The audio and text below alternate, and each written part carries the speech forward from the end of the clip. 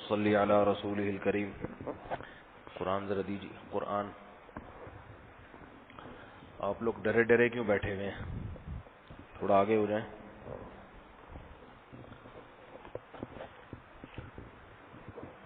کوئی مشکوک تھیلا اگر آپ کو نظر آیا ہو تو ہمیں بھی بتا دیں۔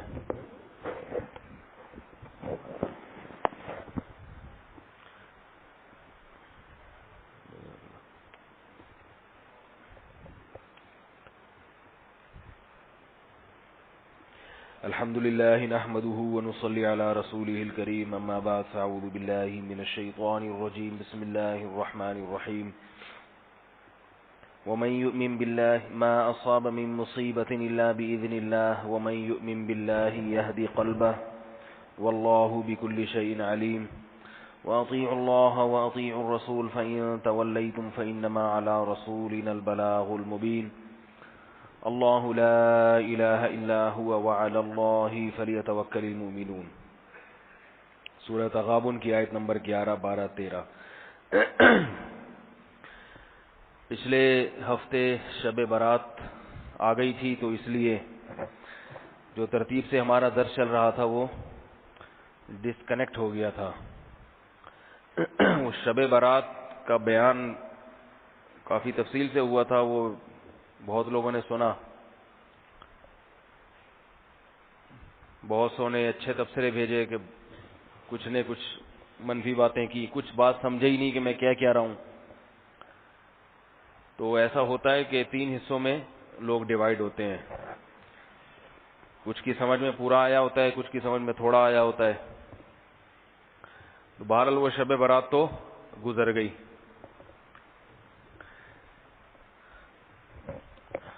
جہاں سے اب ہم نے پچھلے درس میں آیتیں چھوڑی تھیں جو ادھوری رہ گئی تھی، آج انشاءاللہ اس کی تکمیل کروں گا میں۔ ما اصاب من مصیبت الا باذن اللہ، فرمائے تمہیں کوئی بھی مصیبت پہنچتی ہے تو وہ اللہ کے حکم سے ہوتی ہے۔ ومن یؤمن باللہ یہدی قلبہ، جو اللہ پر ایمان رکھتا ہے اللہ اس کے دل کو سیدھا رکھتے ہیں۔ کیا مطلب؟ مشکل وقت میں اس کے دل کو اللہ تعالی تھام لیتے ہیں۔ قرآن میں اس کے لیے ایک اور جگہ پہ ایک لفظ آیا ہے، وَرَبَطْنَا عَلَىٰ قُلُوبِهِمْ۔ اصحاب کہف جب اپنی قوم کو چھوڑ کے نکلے، توحید پرست تھے، ان کو قوم کی طرف سے قتل ہونے کا ڈر تھا۔ اب بے یار و مددگار تینوں نکل گئے تو ظاہر ہے دل میں 100 وسوسے آتے ہیں، کیا بنے گا ہمارا، کہاں جائیں گے؟ تو اللہ فرماتے ہیں وَرَبَّطْنَا عَلَىٰ قُلُوبِهِمْ، ہم نے ان کے دلوں کو باندھ دیا۔ کیا مطلب؟ دل کے خیالات منتشر ہونے سے بچا لیا۔ جب اللہ تعالیٰ کسی کے دل کو مضبوط کرتے ہیں تو اللہ اسے تعبیر یہ کرتے ہیں ہم نے ان کے دل کو باندھ دیا، یعنی اس پہ اللہ نے اپنی گرفت مضبوط کر لی کہ اب ادھر ادھر نہیں ہوگا تو۔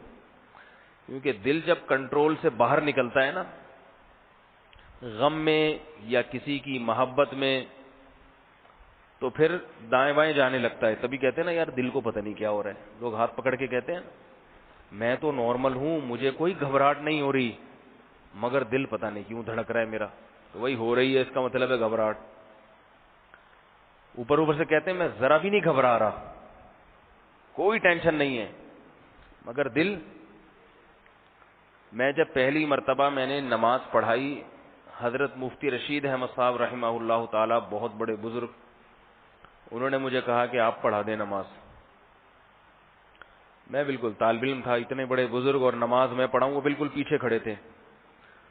تو میں جب نماز کے لیے کھڑا ہوا تو مجھے سمجھ میں نہیں آیا، میری جو بائیں ٹانگ تھی نا، الٹی ٹانگ، وہ اپنی جگہ ٹک نہیں رہی تھی۔ میں تھوڑا سا اس کو اٹھا کے نماز میں پھر ٹکاتا، مگر دائیں بائیں ہل رہی تھی۔ مجھ سے پہلے جنہوں نے نماز پڑھائی ان کے ساتھ بھی یہی تھا، ان کی بھی ٹانگ اپنی جگہ ٹکتی نہیں تھی۔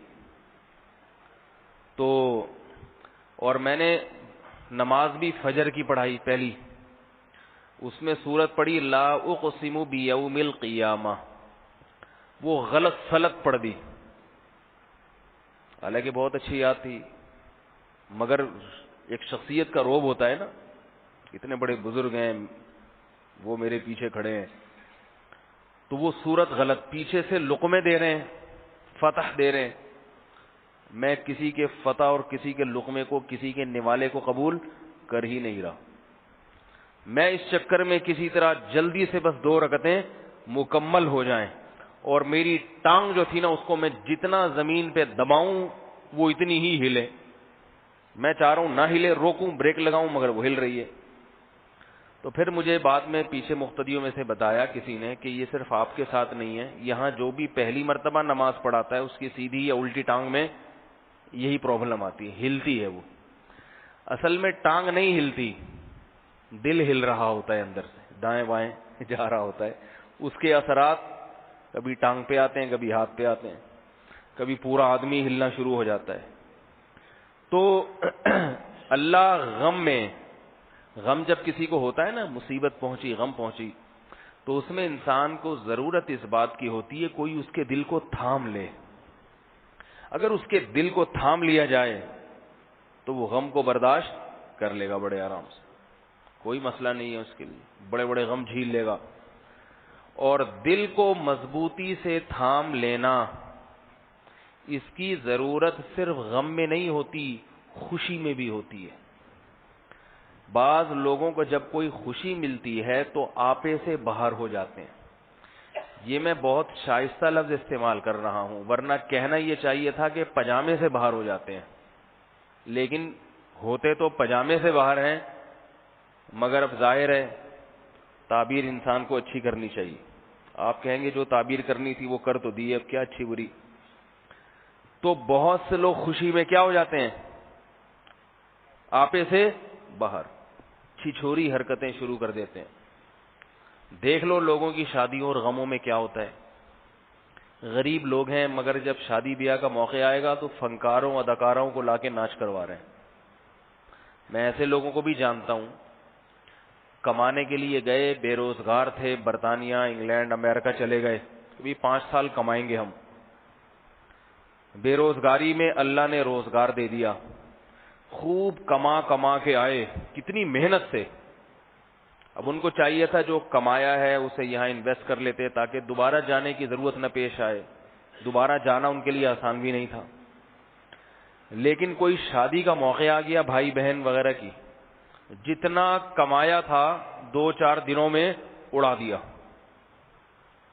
خوشی میں پاگل، اڑا دیا. کس چیز میں؟ ناچ گانے میں، دھوم دھڑکوں میں، خوب کھلائی پلائی. اوقات ہے نہیں مگر مہمان بھی آ رہے ہیں، پورے ٹبر کے ٹبر بھر بھر کے آ رہے ہیں دوستوں کے، صرف یہ جتلانے کے لیے کہ ہم لوگ غریب نہیں ہیں. خوشی کے موقع پہ جو پیسہ اڑاتے ہیں نا، کیوں اڑاتے ہیں؟ یہ بتانے کے لیے کہ کوئی ہمیں غریب، بولو بھائی، نہ سمجھے، کوئی ہمیں یہ نہ سمجھے کہ ہم غریب ہیں. لوگ کہیں گے غریب آدمی کیا کرے گا ترقی، عزت ہی نہیں کریں گے لوگ. باقی وہ یہ نہیں دیکھتے کہ یہ اڑانے کے بعد تو پکا ڈھکا غریب ہی ہو جانا ہے.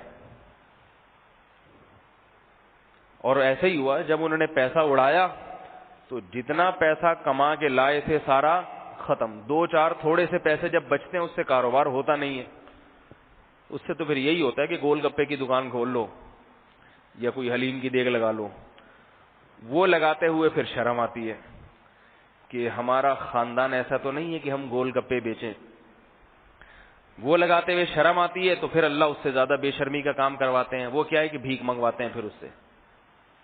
سمجھ میں آ رہی ہے بات؟ وہ گول گپے لگا لیتا پھر بھی بہتر تھا، بھیک تو نہ مانگتا، پھر وہ بھیک مانگ رہا ہوتا ہے. تو یہ کیا ہے؟ یہ وہ لوگ ہیں جو خوشی میں کنٹرول سے باہر. سمجھ رہے ہو بات؟ خوشی میں کنٹرول سے باہر، پاگل ہو جاتے ہیں، شرابیں شروع کر دیتے ہیں، چیخ و پکار شروع کر دیتے ہیں. تو مسلمان جو ہے غم میں بھی اعتدال میں رہتا ہے، خوشی میں بھی. اکثر میں ایک مثال دیتا نا، غصے میں کنٹرول سے باہر ہو جانا، یہ تو کمال سمجھا جاتا ہے، کمال. حالانکہ یہ بہت بڑی بے وقوفی اور بہت بڑی حماقت ہے. ہر آدمی ہو جاتا ہے غصے میں کنٹرول سے باہر، یہ انسان ہے، ہر ایک کے ساتھ یہ غلطی ہوتی ہے. بعض دفعہ غصے میں اس کی حدود، اپنی حدود پہ نہیں رہتا وہ، مگر اس کو کمال نہ سمجھے. کمال نہ سمجھے. کمال سمجھتے ہیں کہ بھائی بتاتے ہیں کہ میں نا غصے میں آپے سے باہر ہو جاتا ہوں, پھر میں نہیں دیکھتا یہ میرا باپ ہے یا میرا چاچا ہے کون, میں نہیں دیکھتا. بھائی کہتے ہیں نا لوگ اس طرح, بھائی اپنے کا تو دماغ ہی ایسا, اپن تو بھنوٹ ہو جاتا ہے, اپن تو بھنوٹ ہو جاتے ہیں. بھائی اپن کو تیرے تجھے اپنے بھائی کا تو پتا ہے کہ جب اسے غصہ آتا ہے تو کیسا آتا ہے, پتا ہے نا. اپن تو پاگل ہو جاتا ہے. تو بھائی تو پاگل اگر ہو جاتا ہے تو اس کا مطلب تو پاگل ہے, تو خاندانی پاگل ہے. اس لیے کہ اگر تو وقتی نیا نیا پاگل ہوتا تو اس پاگل پنے پہ اتراتا نہیں. جو خاندانی پاگل ہوتا ہے نا وہ اتراتا ہے اپنے پاگل ہونے پر. تو غصے میں آپے سے باہر ہو جانا, دھاڑ دھوڑ ہر چیز الٹ پلٹ کے یہ ایسی کی تیسی اور یوں, یہ اس کی علامت ہے, یہ سائیکی ہے, اس کا بالکل دماغ خراب ہے. اور یہ پہلوان نہیں ہے. اللہ کے رسول صلی اللہ علیہ وسلم نے فرمایا لیس الشدید بالسرعہ انما الشدید الذی یملک نفسه عند الغضب. طاقتور وہ نہیں ہے جو پہلوان کو پچھاڑ دے, بلکہ طاقتور وہ ہے جو غصے میں اپنے اوپر قابو رکھے. شدید غصہ آ رہا ہے مگر نازیبا حرکت نہیں کرے گا, کام وہ کرے گا جو جائز ہوگا. اب غصے میں آپ نے کیا کیا, اٹھا کے اپنا قیمتی موبائل دیوار پہ دے مارا. اس سے کیا ہو گیا بھائی, آپ کا موبائل ٹوٹ گیا. 30-40 ہزار روپے گئے آپ کے. 10,000 کا تھا تو 10,000 گئے. 5 روپے کا بھی ہو تو نقصان تو ہو گیا نا اپنا. بے وقوفوں والی بات ہے. بعض دفعہ اچھا یہ جو طلاق دیتا ہے نا جو آدمی غصے میں, اسے تو دوبارہ شادی کرنی ہی نہیں چاہیے. اور جس آدمی نے غصے میں بیوی کو طلاقیں دی ہوں اس کو اپنی بیٹی دوبارہ کبھی نہ دو. اگر وہ رشتہ لے کر آئے نا, میرے پاس کیسز آتے ہیں کہ غصے میں دھاڑ 3 طلاقیں نکال دی. لڑکا کہتا ہے بھائی میں پاگل ہو گیا تھا, بس میرا دماغ خراب ہو گیا تھا. اور جب غصہ اترتا ہے تو اس کو ندامت ہوتی ہے. تو میں لوگوں کو بتا دیتا ہوں کہ بھائی ایسا آدمی جس نے اپنی پہلی بیوی کو غصے میں 3 طلاقیں دی ہیں, اس آدمی وہ اگر دوبارہ کہیں نکاح کا پیغام بھیجے اس کا پیغام قبول مت کرو. سمجھ رہے ہو کہ نہیں سمجھ رہے؟ کیوں؟ آج اس نے غصے میں اس بیوی کو دی ہے, دوبارہ شادی کرے گا پھر غصے میں دے گا. یہ سمجھ رہے ہو بات کو؟ نہیں سمجھ رہے. کیونکہ جب ایک دفعہ غصے میں اس نے اپنا بیوقوف اور احمق ہونا ثابت کر دیا, اب ہمارے پاس کیا گارنٹی ہے کہ دوبارہ یہ حماقت نہیں کرے گا. اور یہ بھی بتا دوں, جب ایسے کیسز میرے پاس آتے ہیں کہ جی غصے میں 3 طلاقیں دے دی ہیں, بڑے پریشان ہیں ہم, کوئی ترتیب ہو کہ دوبارہ اسی آدمی کے پاس بیوی چلی جائے, تو میں لڑکی والوں سے کہتا ہوں کہ اللہ کا شکر ادا کریں, اللہ نے سستے میں آپ کی جان چھڑوا دی. غصے میں اس کی زبان سے طلاقیں نکلوا کے معاملہ ختم کروا دیا. کہتے ہیں یہ کیا ہمارا گھر اجڑ گیا اور آپ یہ کہہ رہے ہیں.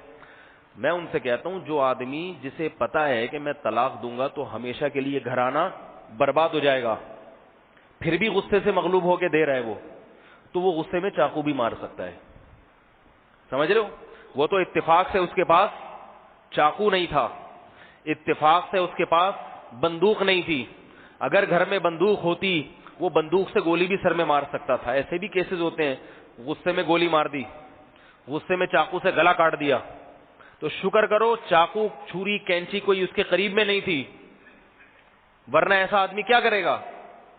بولو بھائی, کچھ بھی کر لے گا. کیونکہ طلاق دے دی یا چاقو مار دیا, بات تو ایک ہی ہے, نتائج تو تقریباً ایک جیسے نکلتے ہیں.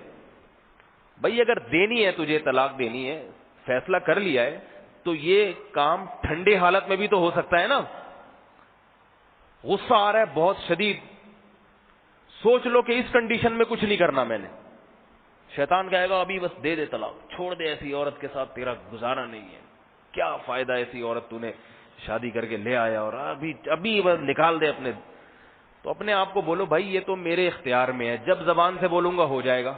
ابھی تو میں تل ملا رہا ہوں نا, تو یہ میں 1 گھنٹے بعد جب میرا غصہ اترے گا پھر میں دے دوں گا, اور جب گھنٹے کے بعد غصہ اترے گا پھر دے گا نہیں, پھر کہے گا میرا دماغ خراب ہے, میں کیوں دے رہا تھا طلاق. یہاں ایک فقہی مسئلہ بیان کر دوں, موضوع سے اگرچہ ہٹ کر ہے مگر یہ ایک اہم مسئلہ ہے. یہ نئے نئے فرقے پیدا ہو رہے ہیں نا بہت زیادہ, ہر دوسرا آدمی مفتی بنا ہوا ہے. طلاق کے حساس مسائل بھی جاہل لوگ بتا رہے ہیں. بس ایک حدیث کہیں سے پڑھ لی, فوراً مسئلہ بتا دیا. بعض لوگ یہ کہتے ہیں شدید غصے کی حالت میں طلاق واقع نہیں ہوتی. بعض حضرات یہ کہتے ہیں کہ شدید غصے کی حالت میں طلاق واقع نہیں ہوتی. یہ مسئلہ دلیل کے ساتھ سمجھیں. اسی طرح بعض لوگ یہ کہتے ہیں کہ نشے میں طلاق واقع نہیں ہوتی. سمجھ رہے ہو؟ ان دونوں مسئلوں کو میں ذرا دلیل سے واضح کرتا ہوں قرآن حدیث کی روشنی میں. ان کو ذرا غور سے سنیے, کیونکہ لڑکوں میں شراب کا ریشو بڑھتا چلا جا رہا ہے. سمجھ رہے ہو؟ شراب پی کے طلاقیں دے دیتے ہیں بیوی کو. پھر مفتی سے پوچھا جاتا ہے, مفتی صاحب بتاتے ہیں کہ شراب اگر خود پی ہے تو طلاق واقع ہو جاتی ہے. پھر کہتے ہیں کہ جی ہماری بیٹی کا کیا قصور ہے, شراب تو اس کمبخت نے پی ہے نا, شوہر نے. سمجھ رہے ہو کہ نہیں سمجھ رہے بات کو؟ کہتے شراب تو اس نے پی ہے, اور دوسرا وہ تو نشے میں تھا, نشے میں تو کچھ بھی ہو جاتا ہے اس کو. وہ تو بعد میں جب اس کا نشہ اترتا ہے تو وہ یہ کہتا ہے مجھے تو پتہ ہی نہیں میں نے دی بھی ہے کہ نہیں دی. تو یاد رکھو نشے کی حالت میں بھی طلاق واقع ہو جاتی ہے. جو حضرات کہتے ہیں نہیں ہوتی ان کی پہلے دلیل بیان کروں گا, پھر امام ابو حنیفہ کے مذہب کی دلیل بیان کروں گا. تو خود ہی آپ کو اندازہ ہو جائے گا کہ قرآن حدیث کی روشنی میں کس کا مسلک اس بارے میں زیادہ قوی ہے اور زیادہ مضبوط ہے. رسول اللہ صلی اللہ علیہ وسلم نے فرمایا لا طلاق ولا عتاق فی اغلاق. ابو داؤد کی صحیح حدیث ہے. فرمایا طلاق اور عتاق کہتے ہیں غلام آزاد کرنا, یہ دونوں چیزیں اغلاق کی حالت میں نہیں ہوتی. یہ حدیث ہے. یہ دونوں چیزیں اغلاق کا مطلب ہوتا ہے غلق کہتے ہیں تالے کو, تالا لگانا ہو نا تالا. تو اس کا لغوی مطلب یہ ہوا کہ انسان پر جب رائے اور فکر کے دروازے بند ہو جائیں, تالا لگ جائے عقل کو, تو ایسی صورت میں نہ طلاق واقع ہوتی ہے اور نہ عتاق. سمجھ رہے ہو بات کو؟ تو وہ یہ کہتے ہیں کہ دیکھو بھائی, اگر آپ پہ شدید غصہ تھا تو شدید غصے کی حالت میں انسان پر رائے اور فکر کے دروازے بند ہو جاتے ہیں. سمجھ رہے ہو؟ سوچنے سمجھنے کی صلاحیت ختم ہو جاتی ہے. لہذا شدید غصے کی حالت میں طلاق واقع نہیں ہوگی. اسی طرح جب آپ نے شراب پی ہوئی ہے تو آپ پر سوچنے اور سمجھنے کے دروازے بند ہو گئے. نشے میں تھوڑی پتا ہوتا ہے میں کیا کر رہا ہوں, لہذا ایسی کنڈیشن میں بھی طلاق واقع نہیں ہوگی. اور حوالہ کیا جاتا ہے اس حدیث کا دیا جاتا ہے جو میں نے ابھی آپ کے سامنے پڑھی ہے. سمجھ رہے ہو؟ نہیں سمجھ رہے تو بات یہیں سے ختم کر کے پھر وہی موضوع لے کر آتے ہیں. سمجھ رہے ہو وہی بات کو؟ اس کا جواب سنیے. حدیث کا یہ مطلب نہیں ہے, کیونکہ اگر آپ اس کے ساتھ دوسری احادیث اور قرآن کی آیتیں ملائیں تو پتہ یہ چلے گا کہ حدیث کا یہ مطلب نہیں ہے. حدیث سے مراد وہ شخص ہے جس میں سوچنے سمجھنے کی صلاحیت بالکل مفلوج ہو, جیسے مجنون, دیوانہ یا سوتا ہوا آدمی. سوتا ہوا آدمی جو ہے نا وہ کوئی بھی کام اپنے اختیار سے نہیں کر رہا ہوتا, اسے بالکل ہوش نہیں ہوتا.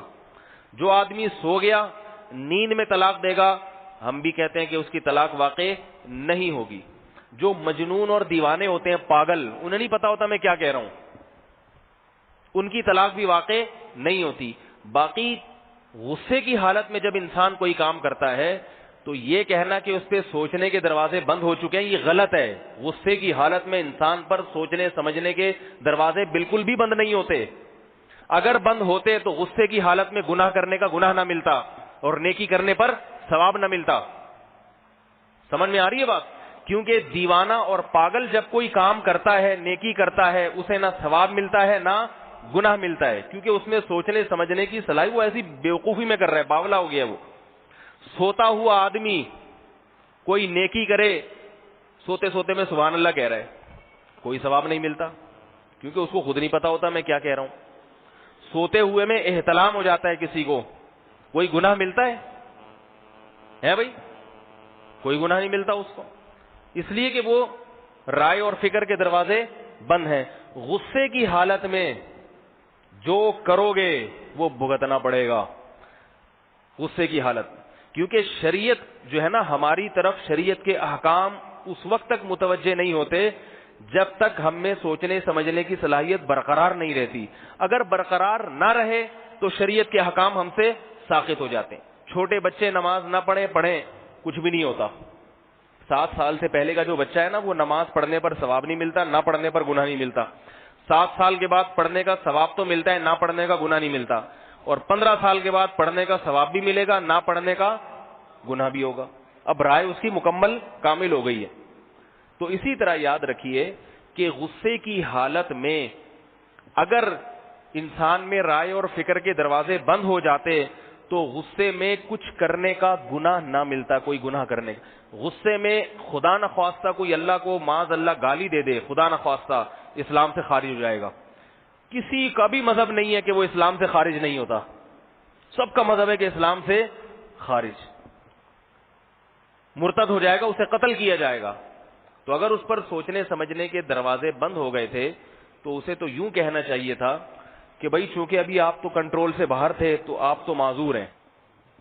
آپ اگر خدا نخواستہ کوئی شخص کسی کو غصے میں قتل کر دے ہے بھائی, تو پوری دنیا میں کوئی ایسا قانون ہے کہ قاتل سے قصاص نہ لیا جائے, اسے معاف کر دیا جائے. اور عدالت میں قاتل یہ کہہ دے کہ میں چونکہ بہت غصے میں تھا, میں چونکہ بہت غصے میں تھا اور غصے میں بھنوٹ ہو جاتا ہوں, لہذا میں نے چاقو مار دیا اسے, عدالت چھوڑ دے گی. آپ ڈرائیونگ کر رہے ہیں, فون آیا گھر سے بیوی کا, واپسی پہ 6 انڈے لیتے آئے, غصہ آیا آپ, کیونکہ ابھی گھر سے نکلے اس وقت کہاں نہیں, ابھی راستے میں فون آ رہا ہے, ابھی تو میں ٹماٹر پہنچا کے گیا ہوں, اب 6 انڈے لیتے. غصہ آیا, سامنے ایک پتلا سا آدمی کھڑا ہوا تھا, آپ نے کہا ایسی کی تیسی مارو سالو. بھئی غصہ تو آتا کسی پر ہے, نکلتا کسی پر ہے, کیا آپ سے دیت نہیں لی جائے گی ہے بھائی؟ تو غصے میں یہ کہنا کہ انسان پر رائے اور فکر کے دروازے بند ہو جاتے ہیں, یہ دعویٰ غلط. اسی طرح نشے کی حالت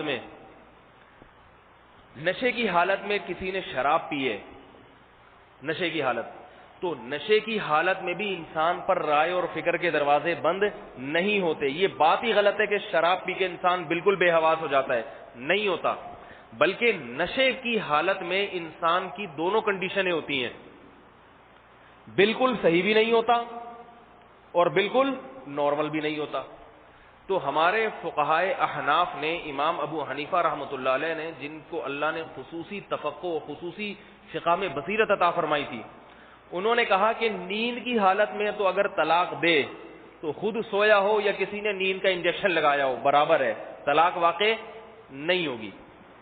لیکن اگر نشے کی حالت میں طلاق دی ہے تو نشے کی حالت میں انسان کی حالت جو ہے نا, نہ تو ہم یوں کہہ سکتے ہیں کہ بالکل صحیح سالم ہے, اور نہ ہم یوں کہہ سکتے ہیں کہ شریعت کے احکام اس سے بالکل بھی قلعدم اس کے حق میں نہیں ہے, ایسا بھی نہیں کہہ سکتے.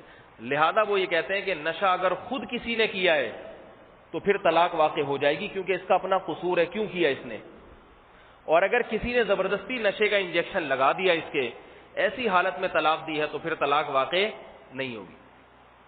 اب یہ کہ نشے کی حالت میں انسان میں رائے اور فکر کے دروازے کھلے رہتے ہیں, بند نہیں ہوتے, اس کی دلیل کیا ہے قرآن سے؟ اس کی دلیل یہ ہے, سنیے امام ابو حنیفہ کی, اس سے آپ کو فقاہت کا, بصیرت کا اندازہ ہوگا. دلیل یہ ہے کہ قرآن مجید میں اللہ نے حکم دیا, شراب جب تک حرام نہیں ہوئی تھی نا, ایک وقت تھا شراب حرام ہو گئی, شروع میں شراب صرف حرام تھی نماز سے پہلے, کہ نشے کی حالت میں نماز نہیں پڑھو, نمازوں کے اوقات میں نشہ نہیں ہونا چاہیے. تو اللہ تعالیٰ نے حکم کیا دیا, یا ایھا الذین آمنوا لا تقربوا الصلاۃ وانتم سکارا, اے ایمان والو نماز کے قریب اس حالت میں مت جاؤ کہ تم نشے میں ہو. سمجھ رہے ہو بات کو؟ اب دیکھیں کسی نے نشہ کیا, اس حالت میں اب وہ اس آیت کے نازل ہونے کے بعد نماز پڑھے گا, گنہگار ہوگا کہ نہیں ہوگا؟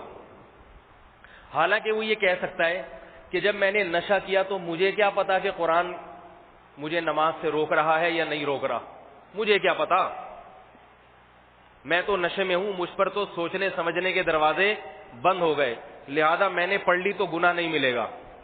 یہ عذر اس لیے پیش نہیں کیا جا سکتا کہ قرآن مجید کا حکم ہے ہی اس شخص کے بارے میں جو نشے کی حالت میں ہو, اس کو قرآن روک رہا ہے کہ جب تک آپ نارمل کنڈیشن میں نہیں آ جاتے آپ کو نماز پڑھنے کی اجازت نہیں ہے. پتا چلا نشہ کرنے والے شخص کی طرف شریعت کے احکام متوجہ ہوتے ہیں, نہیں کرے گا گناہ ملے گا اس کو.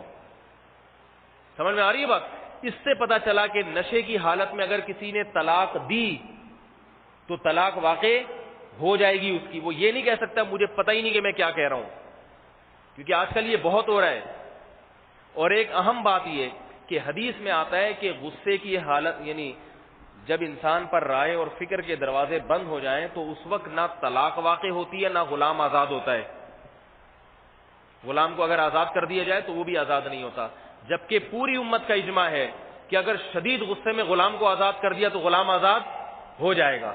تو یہ کیا بات ہے کہ حدیث کا ایسا مطلب بیان کر رہے ہیں کہ طلاق کے بارے میں مطلب کچھ اور غلام آزاد کرنے کے بارے میں مطلب کچھ اور.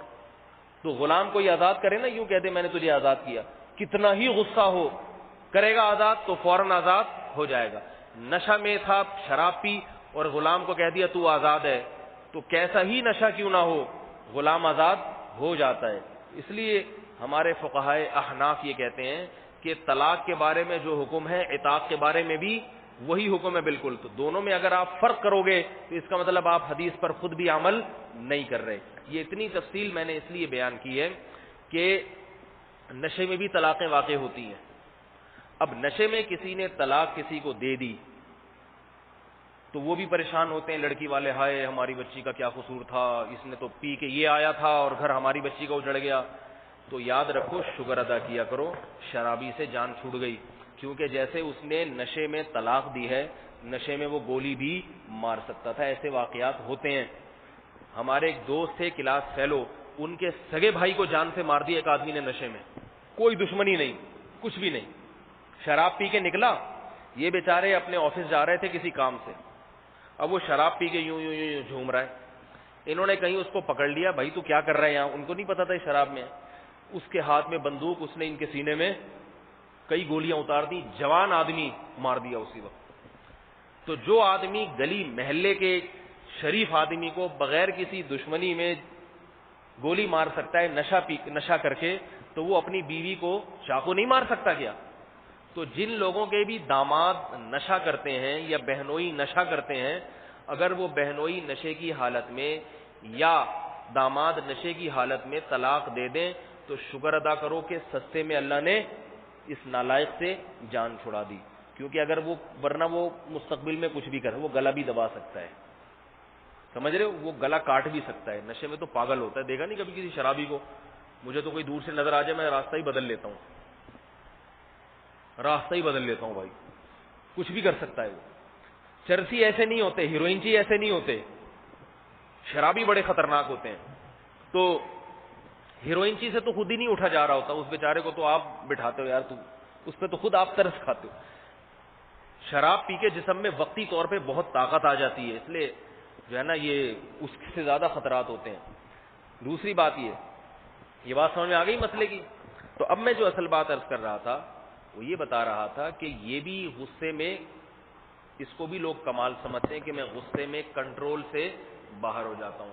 تو ایسے غصہ جب انسان پہ آتا ہے, اچھا یہاں بھی ایک اور دلیل, یہ جو میں نے ابھی مسئلہ بتایا, قرآن مجید میں آتا ہے والکاظمین الغیظ, کہ نیک بندوں کی علامت ہے شدید غصے کے کڑوے گھونٹ کو پیتے ہیں. اب دیکھو, اگر شدید غصے میں انسان کنٹرول سے باہر ہو جائے اور اس کے رائے اور فکر کے دروازے اس پہ بند ہو جائیں تو پھر قرآن کا یہ حکم اس کی طرف متوجہ نہ ہوتا. بہت اہم دلیل ہے جو کسی کتاب میں نہیں پڑھی میں نے, لیکن یہ بالکل فٹ بیٹھتی ہے اس کے اوپر. قزم کہتے ہیں کڑوا گھونٹ کو پینا, جو تھوڑے غصے میں نہیں ہوتا. قزم پتہ ہے کسے کہتے ہیں؟ جو گھٹ رہا ہوتا ہے اندر سے غصے میں, کہ میں دل تو چاہ رہا ہے میں اس کا جبڑا پھاڑ کے نا اس کو مار کے میں اس کے قتلے بنا دوں, مگر اللہ فرماتے ہیں نیک لوگوں کی علامت کیا ہے؟ وہ جب کمزور پہ غصہ آتا ہے کاظمین الغیظ, اس کو پی جاتے ہیں کڑوے گھونٹ کو. اب اگر غصے میں انسان پر رائے اور فکر کے دروازے ہی بند ہو جائیں, جیسے کہ وہ لوگ کہتے ہیں کہ جو کہتے ہیں نا شدید غصے میں طلاق نہیں ہوتی, ان کی جو دلیل ہے کہ چونکہ انسان پر سوچنے کے دروازے بند. اگر سوچنے کے دروازے بند اور وہ واقعی پاگل ہے تو شریعت اسے غصہ پینے کا حکم دیتی؟ شریعت کہتی ہے تو پاگل ہے، جس کو بہت شدید غصہ آ رہا ہے وہ کیا ہے؟ پاگل ہے. اور پاگل نیکی کرتا ہے تو ثواب نہیں ملتا، گناہ کرتا ہے تو گناہ نہیں ملتا، کیونکہ وہ پاگل ہے. کیا خیال ہے؟ دین تو عقل مندوں کے لیے ہے نا، جن کے دماغی توازن درست. پتہ یہ چلا کہ غصے میں دماغی توازن انسان کا خراب نہیں ہوتا. ہاں یہ ضرور ہے کہ اس میں اللہ کا خوف ہوگا، کنٹرول کرے گا، نہیں ہوگا تو اپنی خواہش پوری کرنے کے لیے، اپنے دل کی بھڑاس نکالنے کے لیے غصے کو جاری کر دے گا، جاری کر کے ثواب سے محروم ہو جائے گا اور پی کے ثواب کمائے گا. حدیث میں آتا ہے کہ نبی صلی اللہ علیہ وسلم نے فرمایا جو شخص غصہ جاری کرنے کی طاقت رکھتا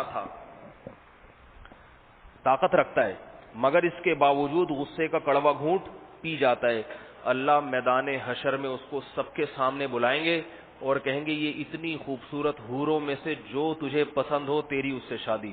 صحیح حدیث.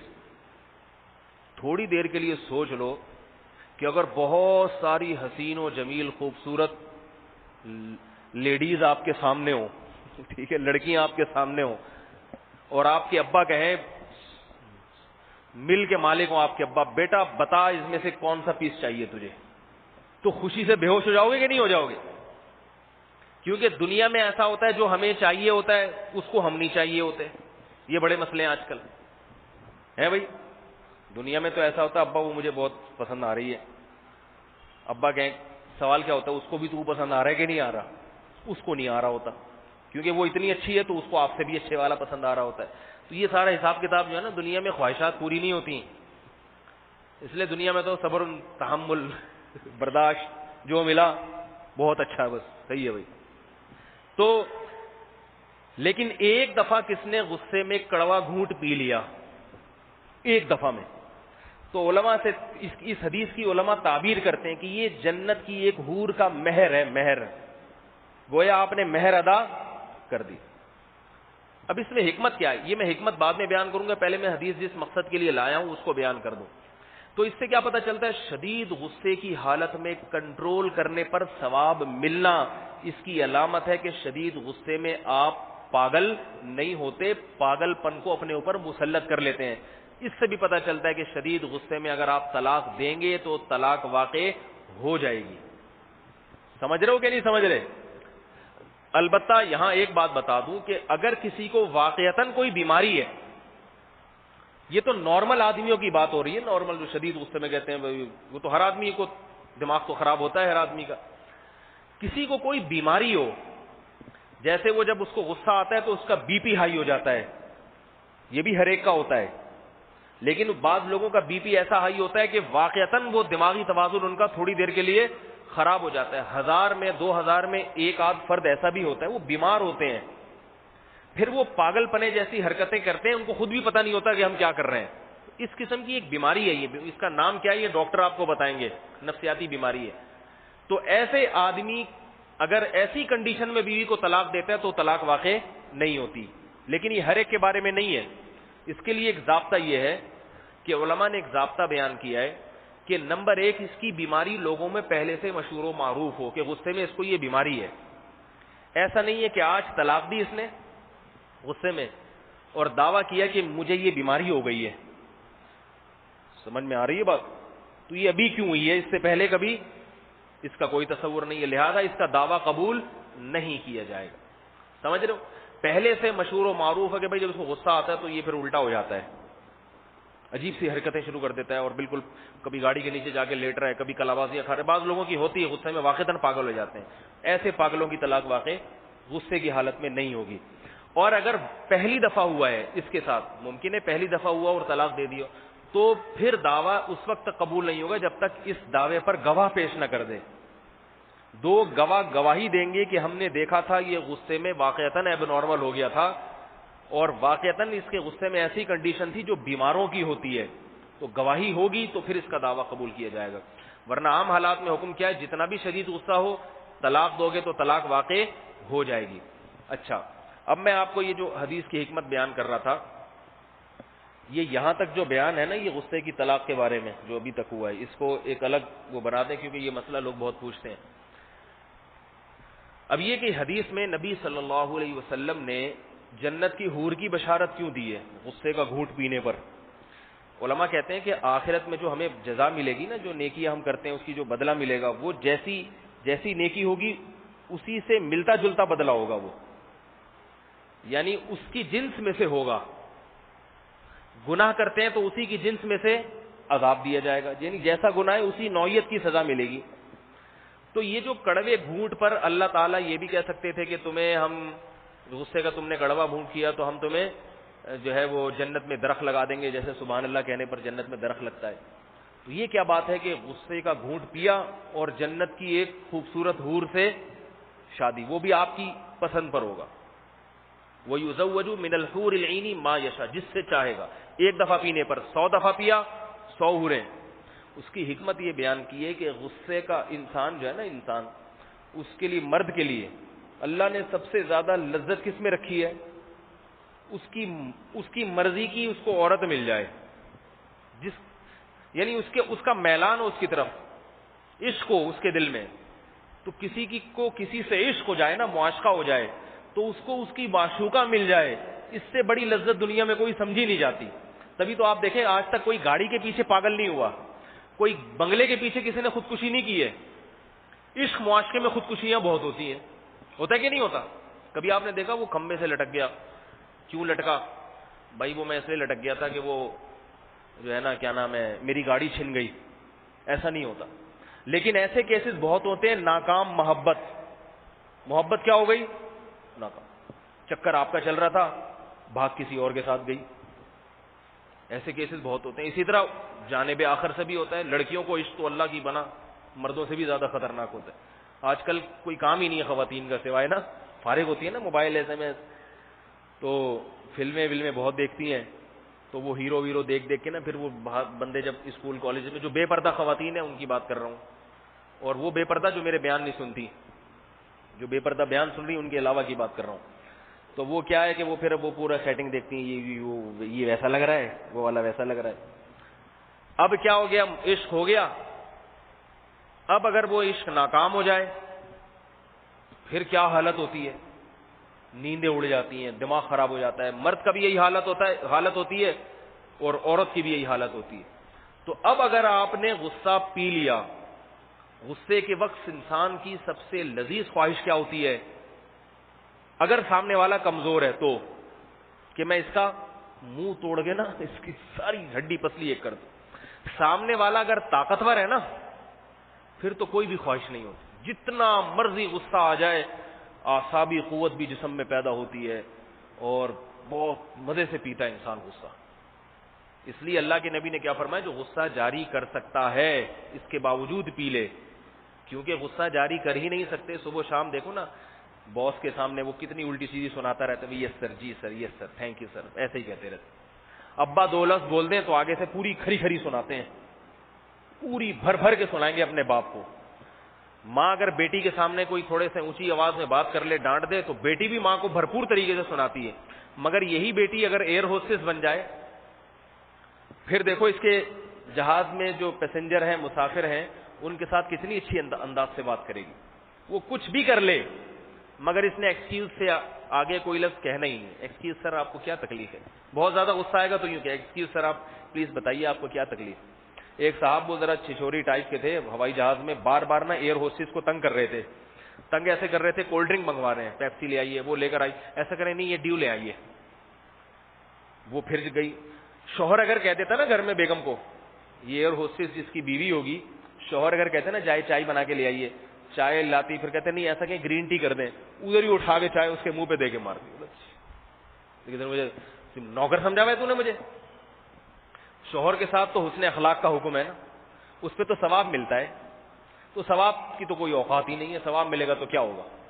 لہذا وہاں برداشت نہیں ہوگا، باپ کے سامنے برداشت نہیں ہے، ماں کے سامنے برداشت ختم ہو جاتی بھی، ہم سے غصہ بہت آتا ہے۔ لیکن وہی ایئر ہوسٹس جب جہاز میں پیسنجر اس کے ساتھ بد اخلاقی کرتے ہیں تو غصہ نہیں آتا ہے اس کو، کیوں؟ اس کو پتا ہے کہ مجھے تنخواہ ملتی ہے اخلاق کی، خوش اخلاقی کے پیسے مل رہے ہیں مجھے، لہذا تنخواہ کی وجہ سے اس میں برداشت کی قوت بہت زیادہ. میں نے اپنی زندگی میں جہاز میں 2 واقعات دیکھے.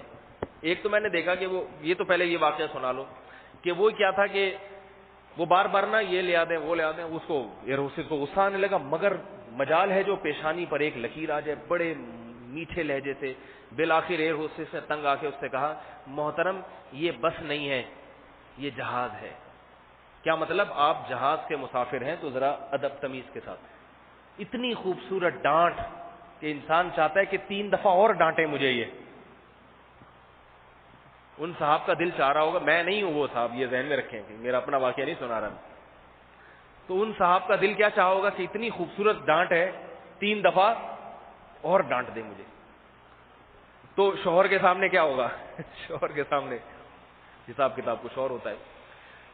دوسرا میں نے اپنی زندگی میں اپنے واقعہ دیکھا کہ میں لاہور سے کراچی آ رہا تھا بائی ایئر، تو ایک صاحب بیٹھے ہوئے، وہ ایئر ہوسٹس کو باقاعدہ چھیڑ رہے ہیں، میرے ساتھ ہی بالکل بیٹھا ہوا ہے، باقاعدہ آنکھ مٹکا کر کے اس کو بار بار مختلف چہرے اسٹائل بنا بنا کے. مگر وہ جو ایئر ہوسٹس تھی نا وہ بالکل ہمارے سامنے والی سیٹ پہ بیٹھی ہوئی تھی، وہ بس کبھی منہ ادھر گھما رہی ہے کبھی ادھر گھما رہی ہے اور کوئی لفظ نہیں. میرا دل چاہ رہا تھا میں اس کو کہوں کہ یہ میرا جوتا ہے، یہ تھوڑی دیر کے لیے اگر آپ استعمال کرنا چاہیں تو آپ کو میں فری میں ادھار دینے کے لیے تیار ہوں، یہ جوتا اس کے سر پہ مار دیں جا کے. مگر مجال ہے، سوال ہی پیدا نہیں ہوتا. برداشت کرنا ہے، یہ نہیں کہ تیری ایسی کی تیری جو ہے نا کوئی گالی نکالے یا کوئی الٹی سیدھی بات. برداشت، بس سفر ہے گزر جائے. دل تو اس کا چاہ رہا تھا کہ اس کو میں کسی طرح گلا دبا دوں کہ کیا حرکتیں کر رہا ہے، آنکھ مٹک کے گھما رہا ہے، گھنٹے سے تنگ کر رہا ہے، چھیڑ رہا ہے.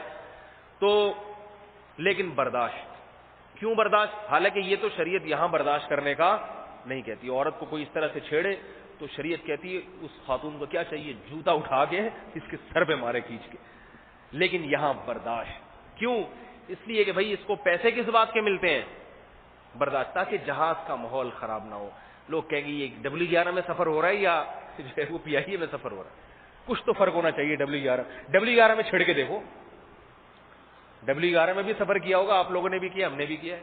وہاں کوئی اگر کسی خاتون کو چھیڑے نا، وہ پھر خود اتنا چھڑتا ہے نا، خود اتنا چھڑتا ہے کہ وہ بس سے اترنا پڑتا ہے، اس کو افورڈ نہیں کر پاتا وہ، اس لیے اس میں چھیڑنے کی کوشش بھی نہیں کرتے لوگ.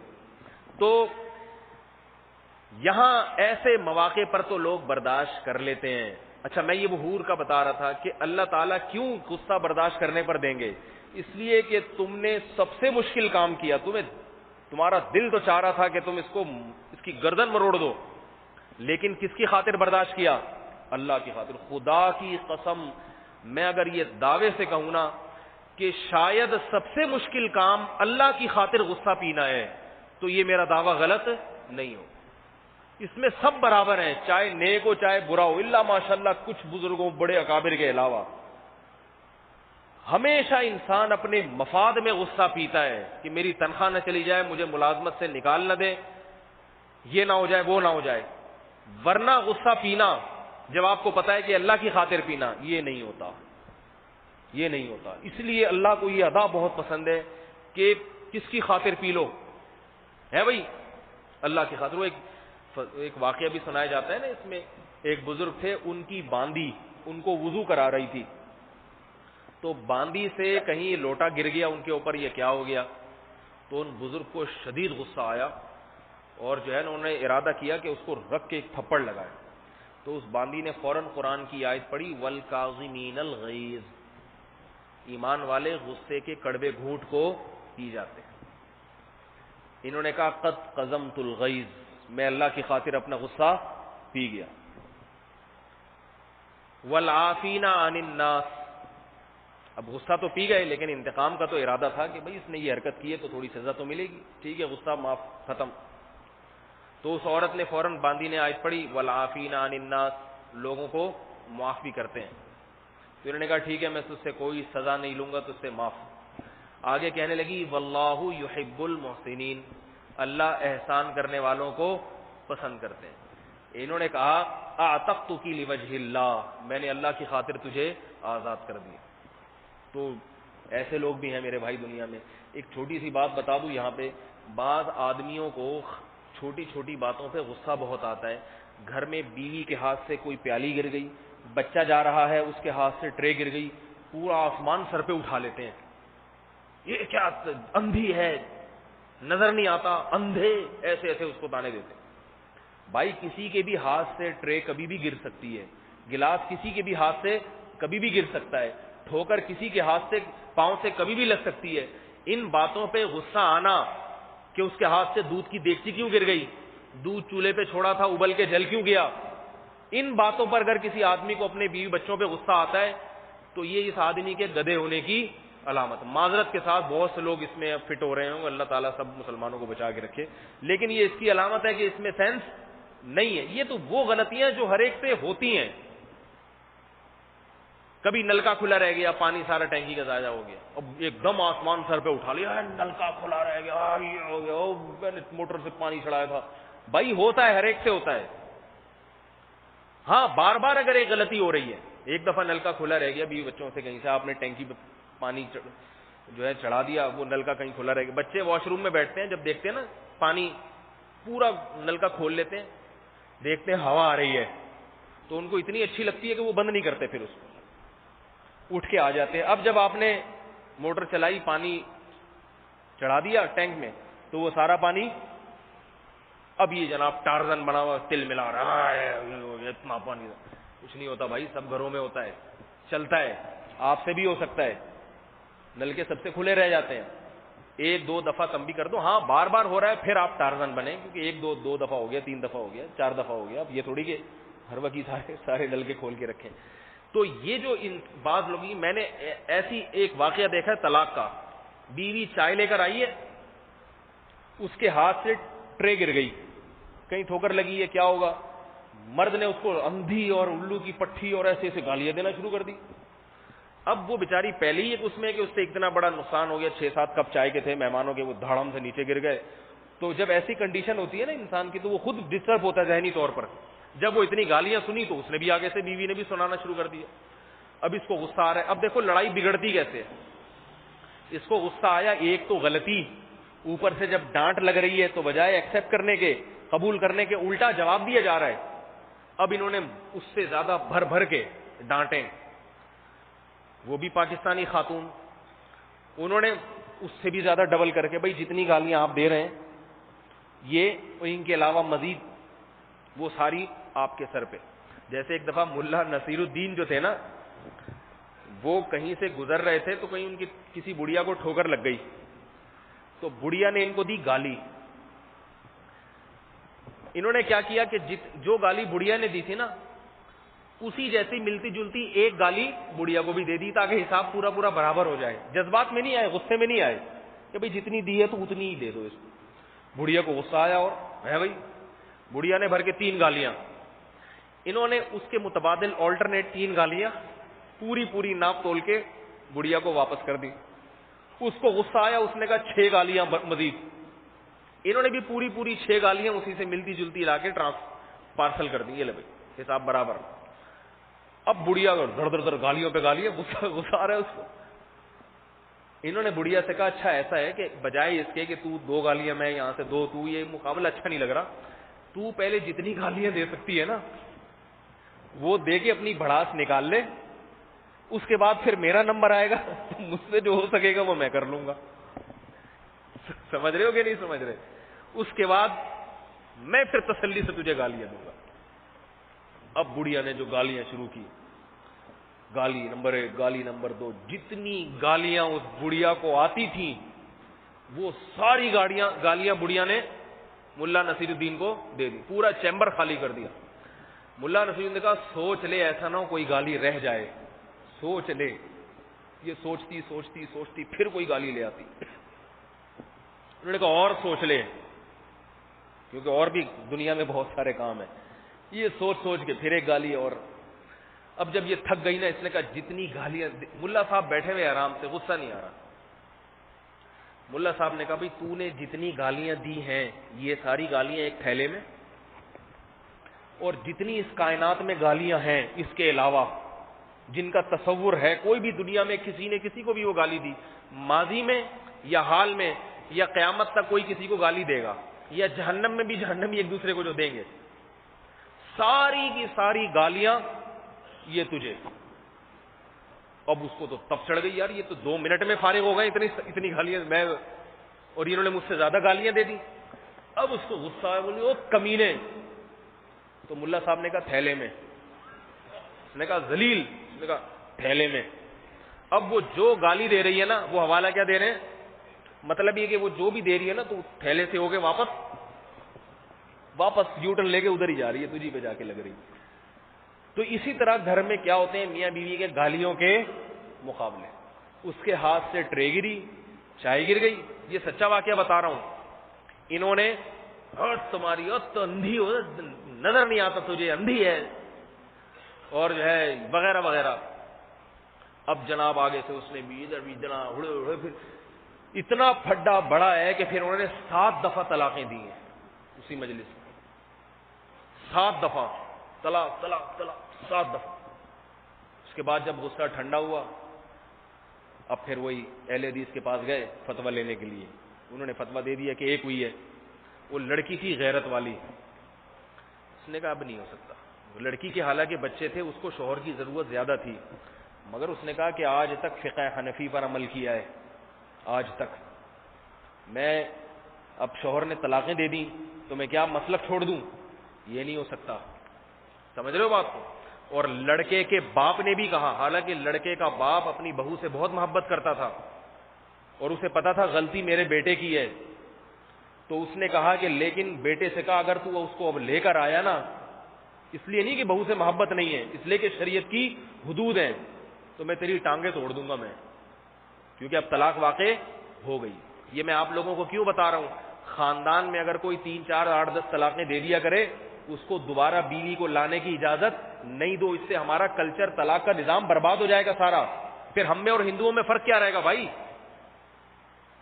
عجیب حساب کتاب ہے، ادھر طلاقیں ہو رہی ہیں، ادھر بیگموں کو لایا جا رہا ہے. تو وہ قرآن میں کس کے لیے احکام بیان کیے ہیں پھر طلاق سے متعلق جو احکام ہے؟ پھر ہندو بن جاؤ، انگریز بن جاؤ، عیسائی بن جاؤ، تو بائیکاٹ کیا کریں.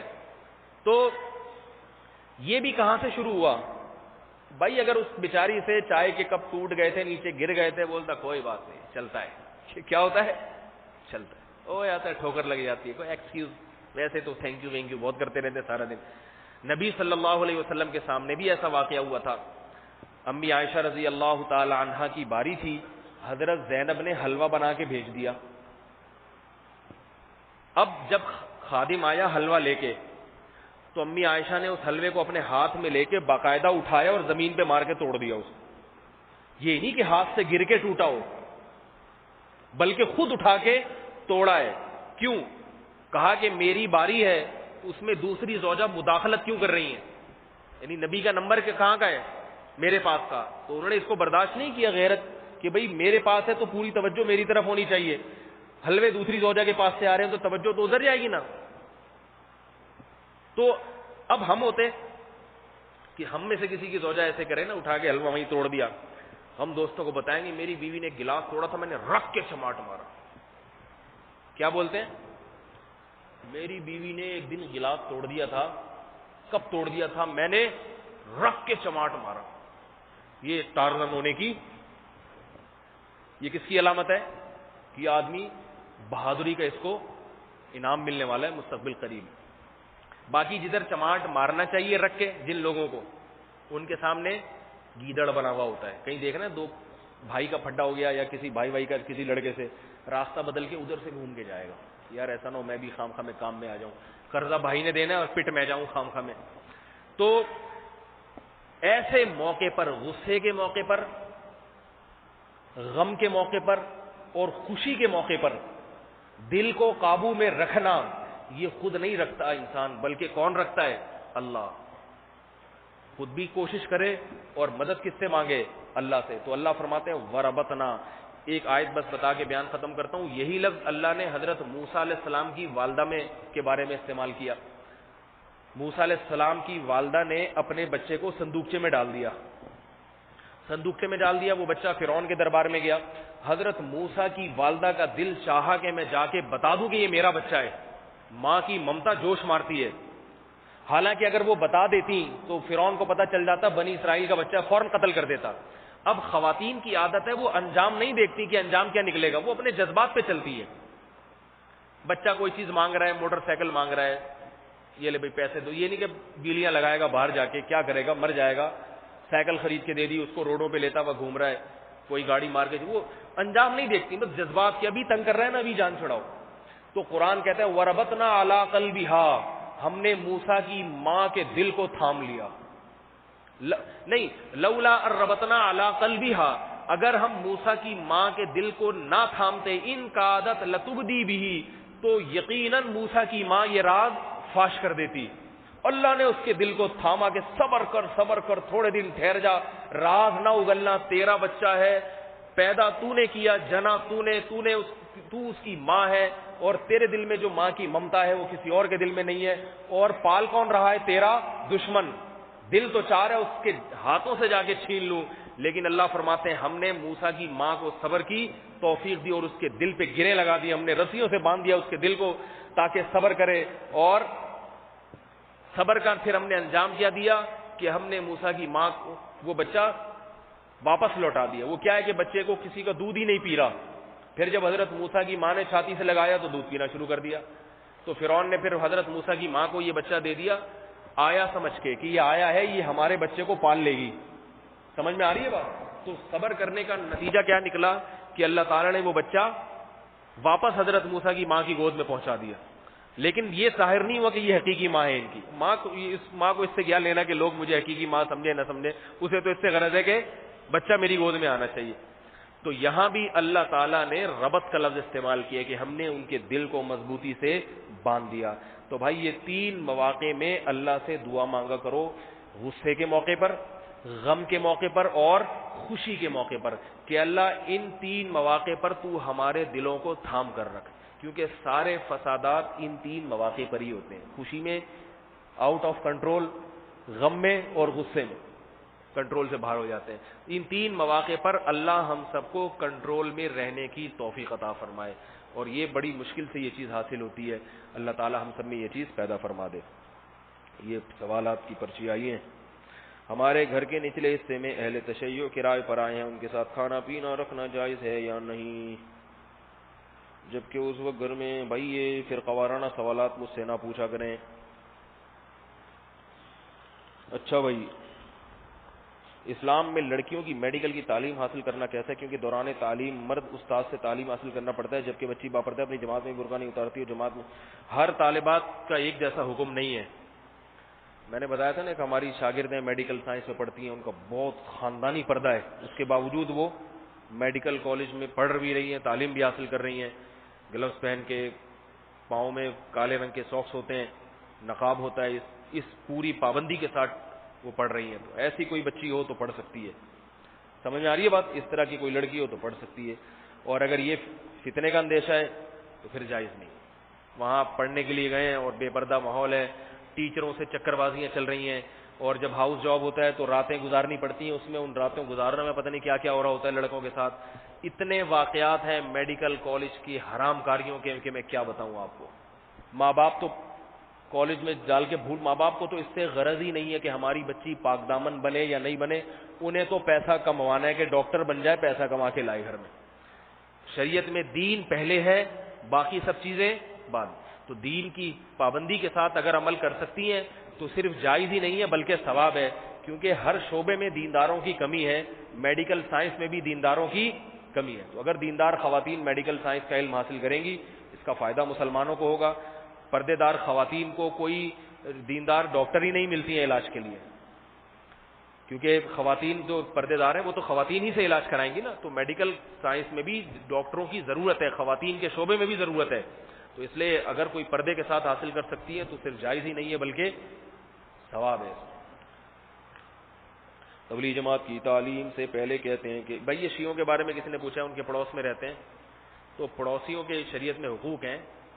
کسی سے نہ اس زمانے میں کسی سے بھی چاہے کوئی بھی ہو، نہ بہت زیادہ دوستی رکھنی چاہیے نہ بہت زیادہ دشمنی. نارمل طریقے سے ہر ایک کے ساتھ انسان کو چلنا چاہیے. تبلیغ جماعت کی تعلیم سے پہلے کہتے ہیں کہ یہ سب درود شریف پڑھ لیں، اس کی کیا حقیقت ہے؟ ہم نے کسی عالم سے یہ جو ہے نا کہیں سنت سے ثابت نہیں ہے کہ کسی بھی کام سے پہلے یا تعلیم سے پہلے درود شریف پڑھنا. اس کو سنت نہ سمجھا جائے. جس نے پڑھنا ہو پڑھ لے برکت کے لیے, نہیں پڑھنا ہو نہ پڑھے. تبلیغ والے کبھی یہ نہیں کہتے کہ یہ کوئی سنت ہے یا ضروری ہے, ایک برکت کے لیے کہتے ہیں, پڑھ سکتے ہیں برکت کے لیے, نہیں بھی پڑھیں تو بھی ٹھیک. تبلیغ حضرات سے ملو تو وہ پوچھتے ہیں کہ آپ کا تبلیغ میں کتنا وقت لگا ہوا ہے. اس سوال پر مجھے سمجھ نہیں آتا کہ کیا جواب دوں. اگر صاف بتا دوں کہ 40 دن لگا چکا ہوں تو خیال ہوتا ہے کہ ریاکاری نہ ہو جائے, عمل ضائع ہو جائے گا, اور اگر یہ کہوں کہ وقت نہیں لگا تو جھوٹ ہو جائے گا. ایسا سوال کرنا جائز نہیں جس سے عام مسلمان دکھلاوے ریاکاری میں. کوئی پوچھ رہا ہے کتنا وقت لگا ہے, بتا دیں, چلہ لگائے, اس میں کیا ریاکاری ہے. وہمی نہیں ہونا چاہیے انسان کو. ریا کوئی ایسی چیز نہیں ہے جو خود بخود آ کے چپک جائے. ریاکاری باقاعدہ شو بازی کی نیت کرتا ہے انسان, پھر ہوتا ہے. تو بتا دیں, کوئی آپ سے پوچھ رہے ہے چلہ لگائے گا, ہاں یہ لگائے گا, کسی مقصد سے پوچھا جاتا ہے. وہ آپ سے اس لیے پوچھ رہے ہوتے ہیں کہ چلہ لگا لی اور بیٹھتے کسی تعلیم میں نہیں ہو. چلہ لگا لیا مگر ابھی بھی نظر وہی گٹکے کی دکان پہ آتے ہو, تو وہ آپ اگر بتائیں گے چلہ لگایا ہوا ہے تو پھر آپ کو شرم دلائیں گے. وہ مقصد یہ ہوتا ہے. تو اچھا ہے نا آپ کو شرم آئے. ایک دوست بینک کی نوکری کرتے ہیں, جب ملتے ہیں تو ہوٹل پہ کھانا پیتے ہیں. تقریباً آدھے پیسے میں ادا کرتا ہوں, مثلا چائے کے پیسے میں ادا کر دی, اور شیر مال دوست لے آیا تو نہیں, جائز نہیں ہے. جب دو دوست مشترک آمدن سے چائے پراٹھا جو بھی خریدیں گے تو وہ سب میں حرام شامل ہو جائے گا. تو اپنے بینک والے دوست کو کہا کریں کہ آپ فری میں, اور میں آپ کو کھلاؤں گا, بس میں آپ کی آج سے خدمت کروں گا. اسی سے ممکن ہے ان کو شرم آ جائے اور وہ بینک کی نوکری چھوڑ دیں. ان کا کھانا جائز نہیں. باقی صدقہ کرنے کا مطلب یہ ہے کہ پھر وہ اگر وہ بینک والے پیسے سے کھا رہے ہیں تو اس بینک والے کو پہلے بتائیں کہ پھر میں اس نیت سے کھا رہا ہوں کہ جتنا کھاؤں گا اتنے پیسے میں صدقہ کر دوں گا. یہ پہلے بتائیں اس کو, پھر کھا سکتے ہیں. یہی آسان صورت ہے. منگو پیر میں ایک مزار کے پانی کا چشمہ, سنا ہے کہ بزرگ کی کرامت ہے کہ اللہ نے پانی میں شفا رکھی ہے. مثلا پینے سے گردے کی پتھری ختم ہو جاتی ہے, نہانے سے جلد کی بیماریاں تو شفا کی ہے. منگو پیر کا جو پانی ہے نا, اس میں کوئی کرامت ورامت نہیں ہے, اس میں مگرمچھ ہیں بہت زیادہ, میں نے خود دیکھے ہیں. وہ شفا اس میں اس لیے ہے کہ اس پانی میں گندھک بہت زیادہ ہے, سلفر. بعض جگہوں پہ چشمے ہوتے ہیں گرم پانی کے, اس میں سلفر ہوتی ہے, وہ جلتی ہے تو پانی کھولتا ہے.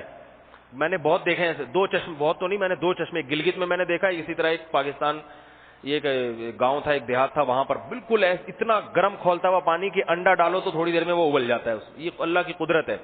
گلگت میں یہ ننگا پربت کی جو پہاڑیاں ہیں, یہاں سے ہم نے دیکھا کہ اوپر سے کھولتا ہوا پانی گر رہا ہے.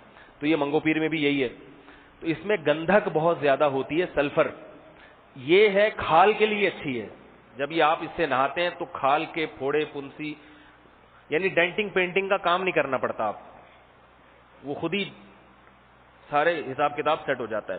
لیکن گردوں کے لیے مفید پینا, یہ میں نے آج تک کسی سے نہیں سنا. وہ کڑوا بھاری پانی ہوتا ہے, بظاہر ایسا لگتا ہے کہ وہ اگر آپ نے پی لیا تو آپ دار فانی سے کوچ کر سکتے ہیں.